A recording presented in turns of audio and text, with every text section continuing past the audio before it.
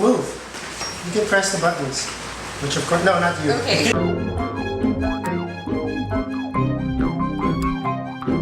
Hello everybody and welcome to the Filipino Freethinkers podcast that's also a video. I'm Red. I'm Richard. And I'm Margie. And today we're talking about two things. The first topic is how romance wrecked traditional marriage. And the second is the potential marriage of Freddie Aguilar with his current girlfriend. So we suggest that you read this article, How Romance Wrecked Traditional Marriage. So now let's get into it. Like, what are the things that a lot of people do not know about how marriage used to be? Because we know that one of the counter arguments against same-sex marriage or any progress in marriage, period, is always it's not like traditional marriage. So what is traditional marriage? What many people fail to see is that the history of marriage is wrought with many things that today we in the modern era would find just barbaric in a way.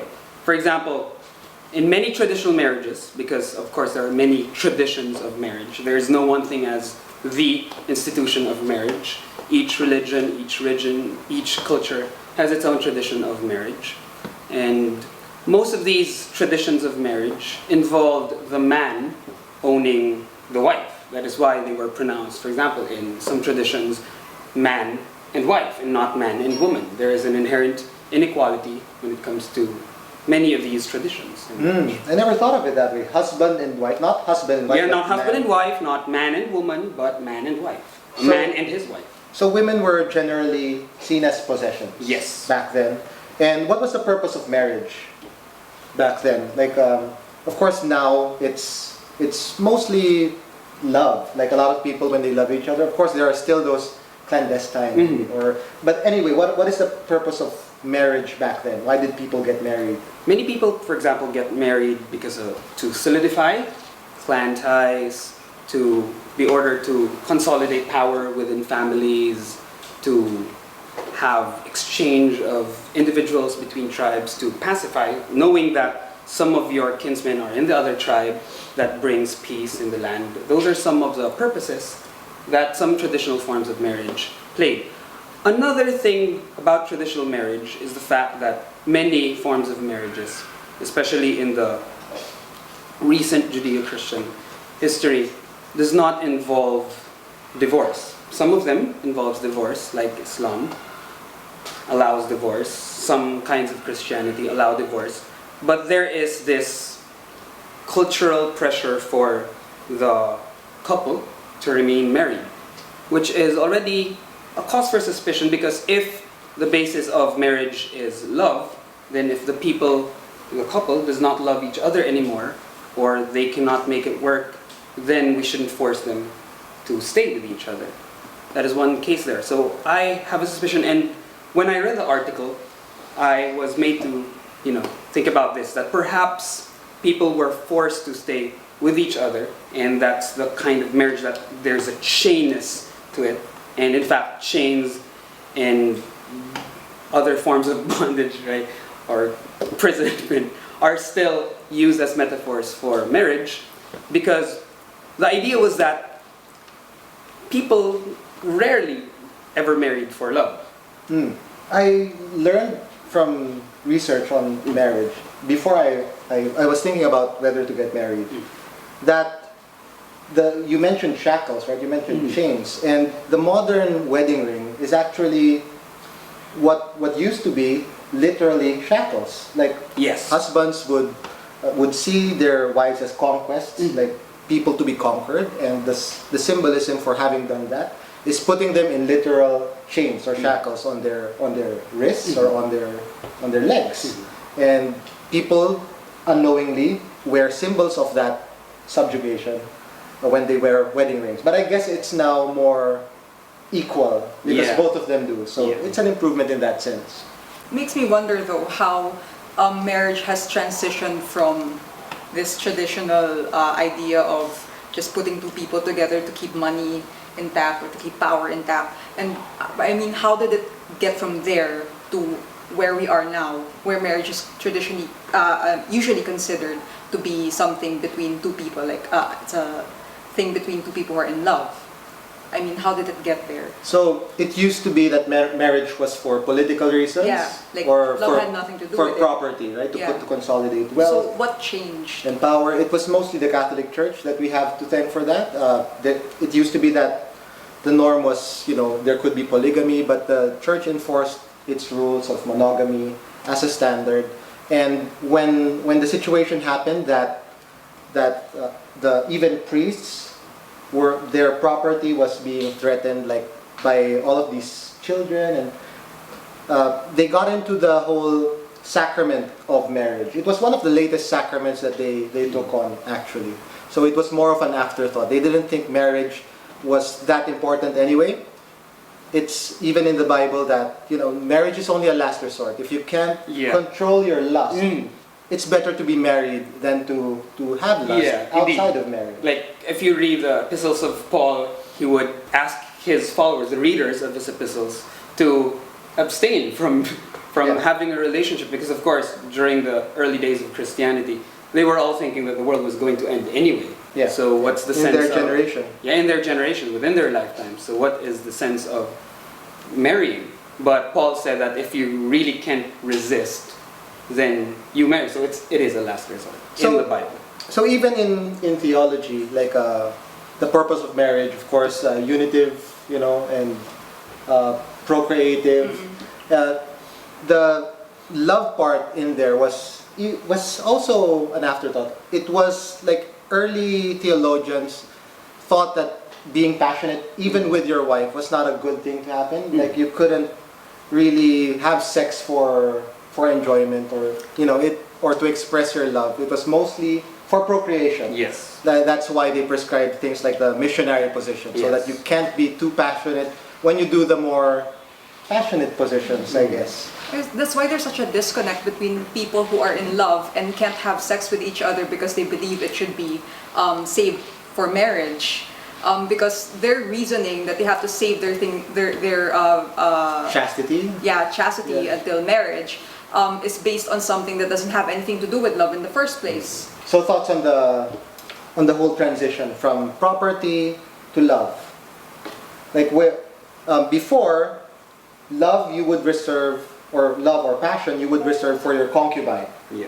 The marriage was really very practical to take care of the kids. You got a wife, so that you saw it as a household thing, as a practical thing, and then it got into love. Is it an improvement? Do you think it's an improvement from the actual traditional, or let's say not traditional? Because as you said, the definition of marriage changes. Yes. Throughout traditions. But is it better now that that love is in the picture, that romance is in there? I believe it is better now that romance is in the picture, because that would, of course, that will expand our definition of love. Like the definition of love the definition of marriage rather, as one man and one woman. I meant marriage. The definition of marriage as one man and one woman wouldn't stand up to scrutiny if we say that love or that marriage is an institution born out of love. Yeah. Like, you cannot rationally defend marriage inequality if you say that marriage is an institution of love. So if we define marriage as being an institution that simply legally empowers love, or empowers couples, co-parents especially, and partners in life especially as well, then marriage inequality would be indefensible. Why are we so hung up on getting married in the first place? Why is it so important for us to have a piece of paper to legitimize our relationship with another person? All this talk brings to mind the fact that there are so many gay couples who have been together without marriage for a long, long time, for years, for decades even, and they still want that piece of paper to solidify the relationship they have, even though they've lived practically all their lives with each other and have built their lives together. I don't know why we still hang on to that. There are very practical reasons. There are benefits that you can get from the law when you have a wife. There are work benefits and property rights and all that. But some people just don't trust each other so much. So before I give you the sex, you have to promise me that only I will get the sex. Right. something like that. But some people, they want to make a declaration. I have this really strong feeling for you right now, and I'm going to promise to you right now that you are the only one for me. Something like that. We have very, interesting notions of what love means. It's one person for the rest of eternity, and not acknowledging the fact that you could fall in love with someone else, or that your love for one person can Peter out. be lost. Yeah. Well, I was thinking, would you guys be okay? Because some people suggest that instead of fighting for marriage equality, let the religious people have their marriage.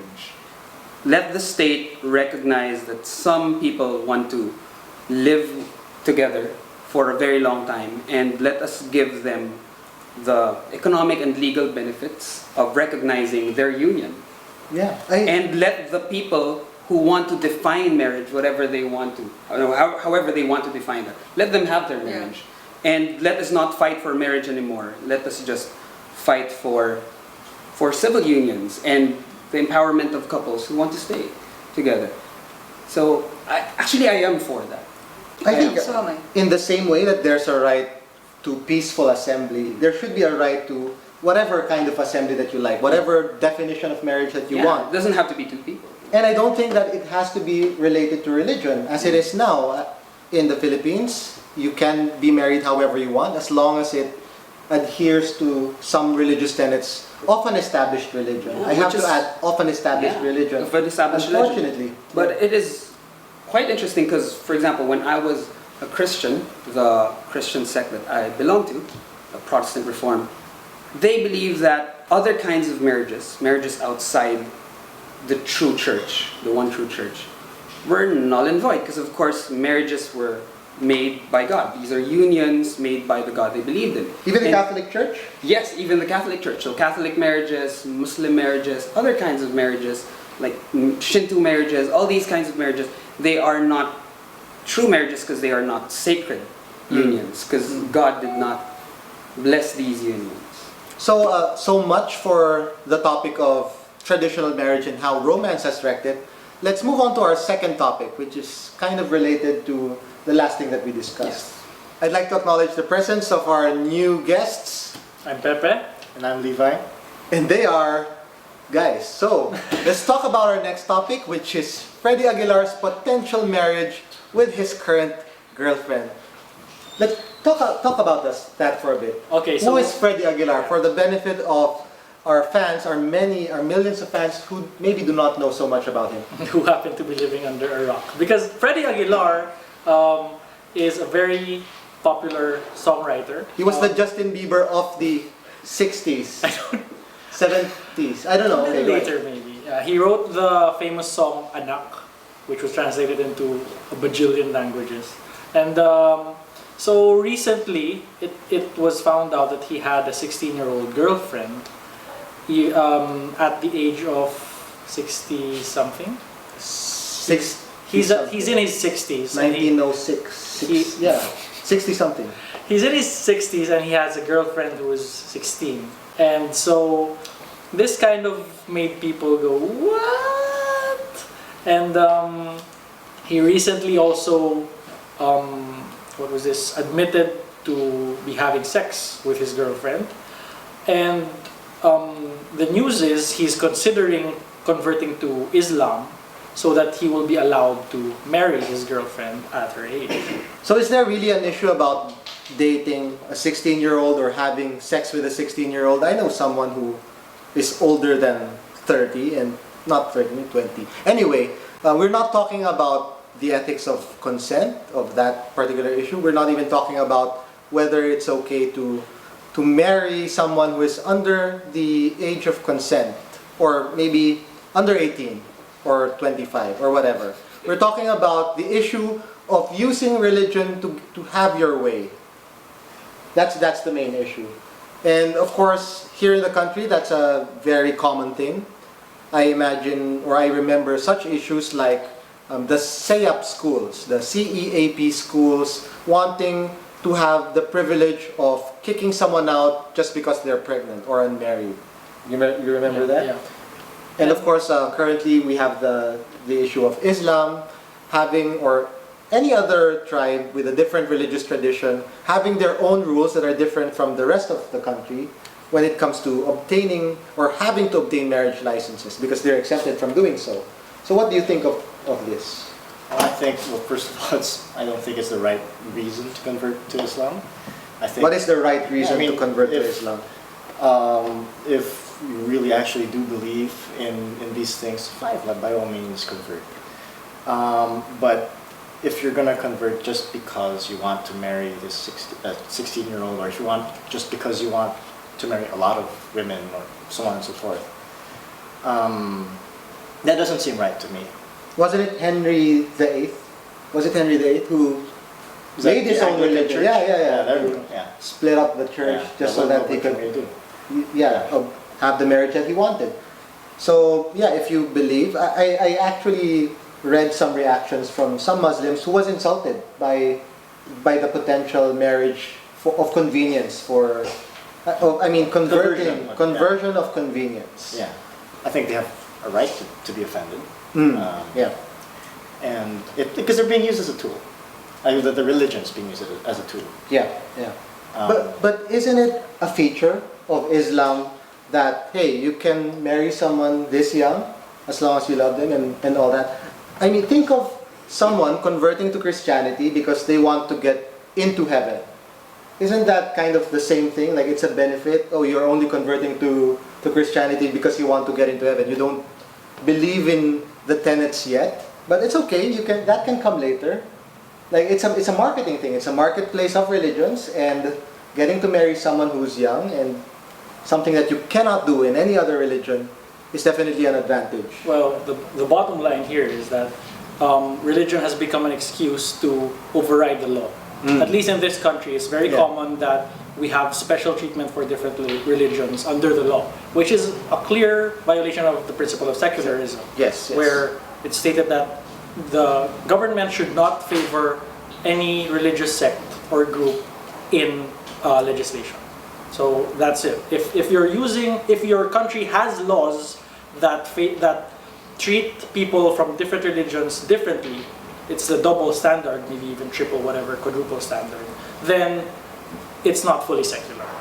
So we should strive for that idea. There's a flip side to that, though. I mean, how do you deal with the idea of minorities, trying to, say, accommodate minorities in their own traditions and whatnot? Speaking of accommodation, I think the government is actually better at accommodating minority religions or faith groups rather than move progressively as a whole nation. So what I'm suggesting here is that if you want to make significant progress in any arena of social justice, it's better to just create your own religion, like a religion where contraception is a sacrament. And then, you're violating my religious freedom if you don't allow me to perform abortion or divorce or contraception or same-sex marriage, right? That's an excellent idea. So I think I'll be the first to sign up. it's a good place as any to end the discussion on the potential of the free-thinking religion. Okay. And thank you so much for watching this episode, and good night. Bye. Wow, okay. There, hey, audience. Canned laughter. Canned laughter. Okay, thank you, Gary.